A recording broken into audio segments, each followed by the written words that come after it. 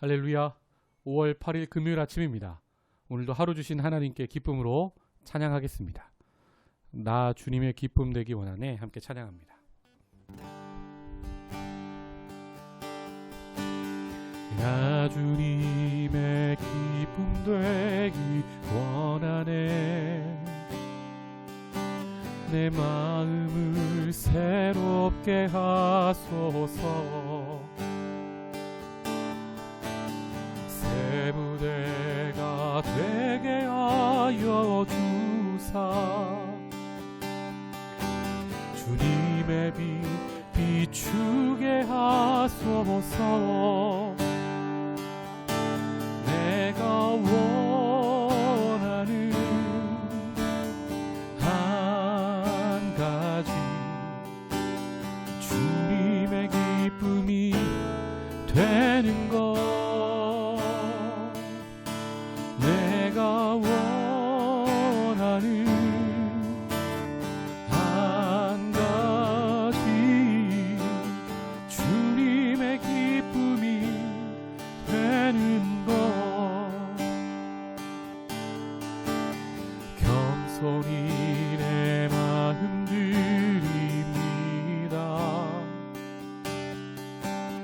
나의 모든 것 받으소서. 나의 맘 깨끗게 씻어주사. 주의 길로 행하게 하소서. 내가 원하는 한 가지, 주님의 기쁨이 되는 것. 내가 원하는 한 가지, 주님의 기쁨이 되는 것.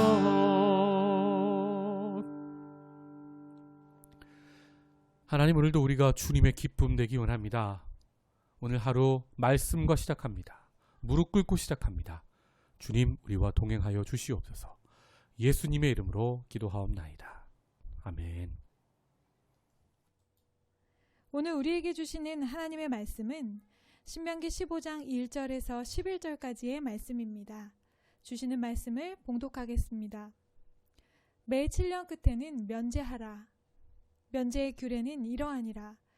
그의 이웃에게 꾸어준 모든 체주는 그것을 면제하고 그의 이웃에게나 그 형제에게 독촉하지 말지니 이는 여호와를 위하여 면제를 선포하였음이라. 이방인에게는 내가 독촉하려니와 내 형제에게 꾸어준 것은 내 손에서 면제하라. 내가 만일 내 하나님 여호와의 말씀만 듣고 내가 오늘 내게 내리는 그 명령을 다 지켜 행하면 내 하나님 여호와께서 내게 기업으로 주신 땅에서 내가 반드시 복을 받으리니 너희 중에 가난한 자가 없으리라.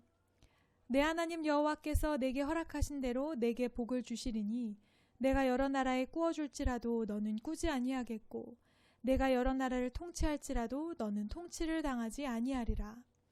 내 하나님 여호와께서 내게 주신 땅 어느 성읍에서든지 가난한 형제가 너와 함께 거주하거든 그 가난한 형제에게 내 마음을 완악하게 하지 말며 내 손을 움켜쥐지 말고 반드시 내 손을 그에게 펴서 그에게 필요한 대로 쓸 것을 넉넉히 꾸어주라.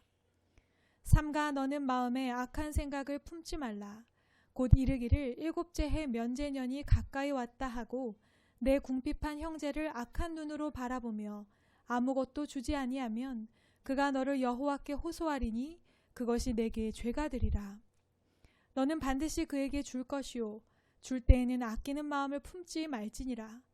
이로 말미암아 내 하나님 여호와께서 내가 하는 모든 일과 내 손이 닿는 모든 일에 내게 복을 주시리라.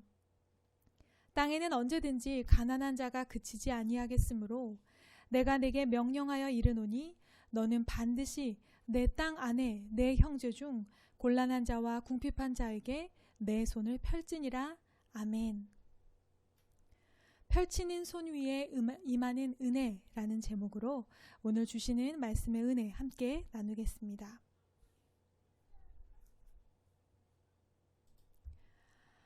신명기 15장에서는 면죄에 관한 이야기가 나오고 있습니다.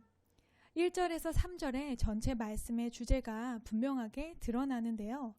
매 7년 끝에는 형제들에게 구워준 모든 채무를 면제하라는 것입니다. 왜냐하면 하나님께서 면제를 선포하셨기 때문입니다. 하나님은 끊임없이 가난한 자들을 향해 관심을 가지고 자비를 베푸십니다.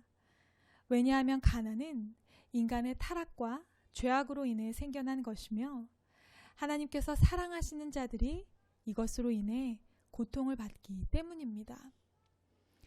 빚을 면제해주는 대상은 오직 유대인에게만 해당이 됩니다.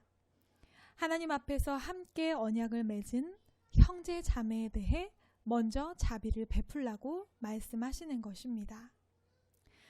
우리의 나눔과 섬김이 먼 곳을 향할 것이 아니라 우선 내 곁에 허락하신 공동체 일원들을 향해야 하는 것, 다시 한번 생각해 볼 수 있는 말씀입니다. 이어서 하나님의 말씀대로 이렇게 순종할 때 허락하실 복이 4절에서 6절 말씀에 기록되어 있습니다. 이렇게 말씀대로 순종하면 어떤 복이 있을까요? 개인적으로는 기업으로 주신 땅에서 반드시 복을 받게 됩니다. 그리고 나아가 공동체 안에 가난한 자가 없게 됩니다. 하나님의 창조 세계가 회복되는 은혜입니다. 처음 빚으신 모습 그대로, 부족함 없는 모습 그대로, 하나님 앞에서 동등한 모습으로 모두가 함께 공존하게 되는 것입니다. 그리고 더 나아가 이웃나라와의 관계에서도 큰 복을 받습니다. 여러 나라에 꾸어줄지라도 꾸지 않으며 여러 나라를 통치하는 강대국이 될 것입니다. 공동체 내부가 건강하게 결속될 때 하나님 앞에 차별 없이 모두가 동등하며 약속한 복을 누리는 공동체를 이룰 때 그 공동체는 외부적으로도 강하며 영향력 있는 그런 공동체가 되는 것입니다. 이렇게 말씀을 지키면 너희 중에 가난한 자가 없을 것이라 말씀하셨는데 사실 7절에서는 곧 너희 중에 있을 가난한 자들에게 어떻게 해야 하는지에 대해 구체적으로 말씀해 주십니다.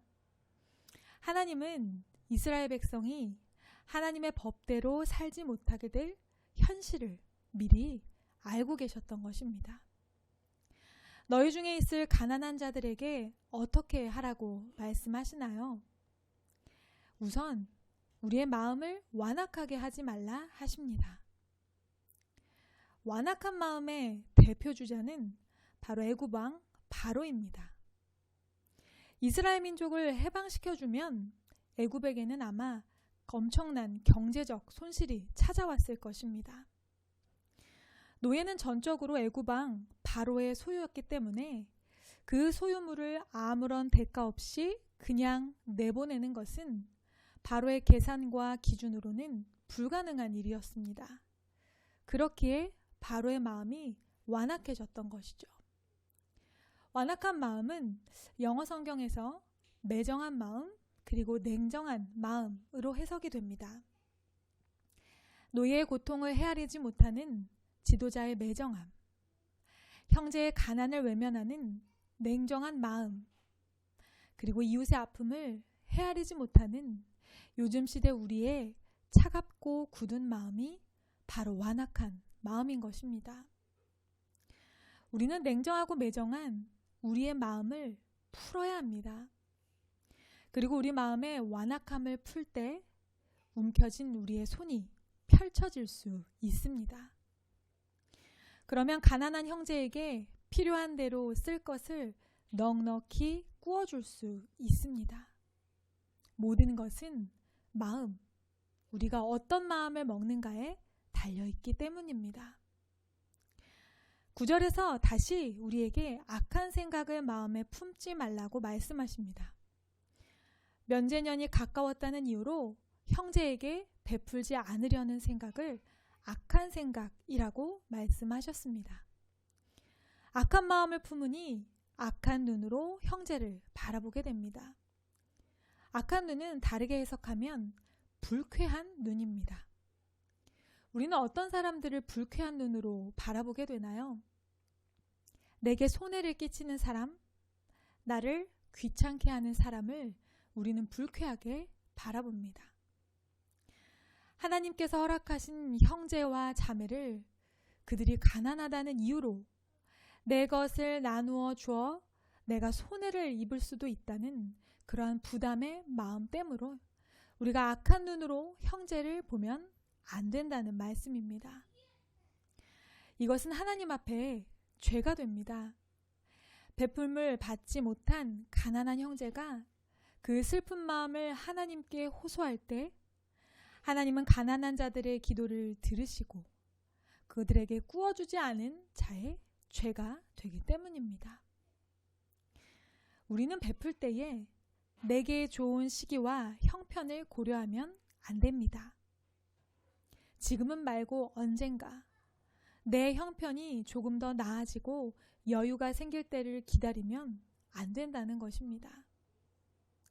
베푸는 것은 베품을 받는 사람, 베품이 필요한 가난한 형제의 상황과 형편에 따라 이루어져야 합니다. 가난한 형제가 정말로 도움이 필요할 때, 절실하게 나눔을 바라고 있을 때, 그 때를 놓치는 것이 하나님의 마음을 아프게 하는 것이기 때문입니다. 그렇게 아끼는 마음을 품지 않고 반드시 베풀어 줄 때에 그 베푸는 손으로 하는 모든 일에 복을 더하여 주신다 약속하십니다. 우리는 부지런한 손, 열심히 일하는 손이 우리 인생에 복받는 결과를 가져온다고 생각합니다.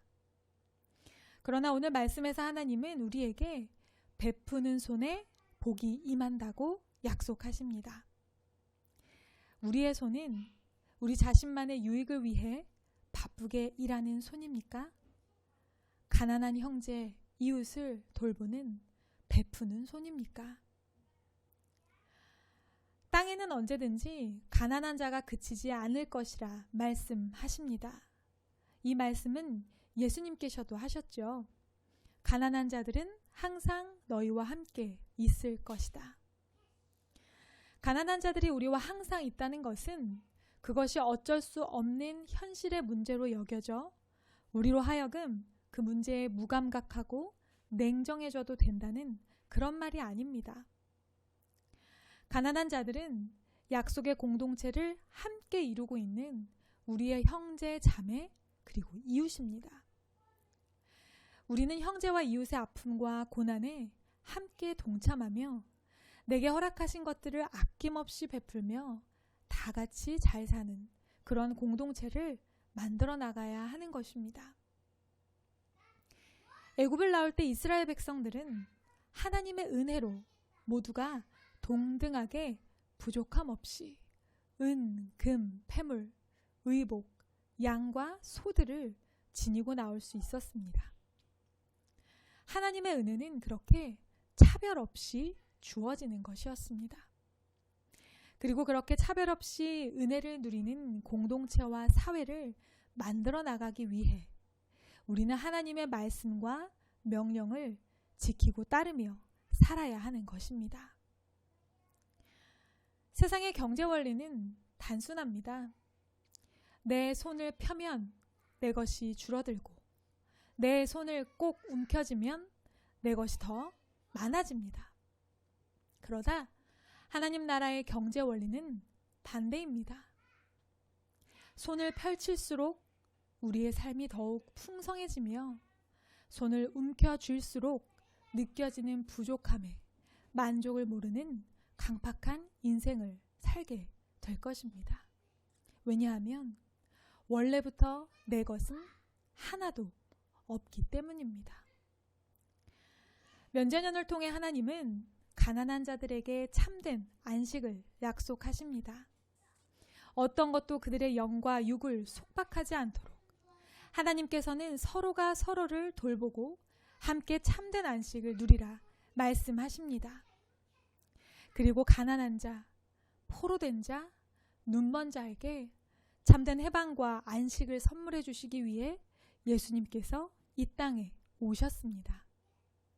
그리고 그 예수님으로 인해 참된 안식과 해방을 선물 받은 우리는 이제 허락하신 이 땅에서 내 곁에 형제와 자매들에게 함께 그 안식을 누리도록 해야 합니다. 개인의 가난은 결코 개인 혼자의 힘으로 극복할 수 없습니다. 그것은 오로지 공동체의 마음과 펼친 손으로 이루어낼 수 있는 일입니다. 오늘도 우리의 매정하고 냉담한 마음을 풀고 움켜쥔 손을 활짝 펼쳐서 형제와 이웃에게 해방과 안식을 선물할 수 있는 우리의 삶이 되기를 주님의 이름으로 축복합니다. 함께 기도하겠습니다. 사랑의 하나님, 오늘 신명기 15장 말씀을 통해 우리가 우리에게 허락하신 형제와 이웃에게 펼친 손으로 더욱 베풀고 나누며 살아야 한다는 것을 깨닫습니다. 내게 꾸어준 것이 있다면 그것을 탕감해 줄 수 있는 넉넉한 은혜와 또 하나님의 마음을 헤아리는 우리의 삶이 되기를 원합니다. 그래서 우리가 속한 공동체는 하나님 안에서 모두가 함께 넉넉하고 모두가 함께 안식을 누릴 수 있는 참된 그런 공동체가 되게 하여 주시옵소서. 우리에게 필요한 모든 것을 때때로 허락하시는 하나님의 은혜에 감사드리며 모든 말씀 예수님의 이름으로 간절히 기도드립니다. 아멘.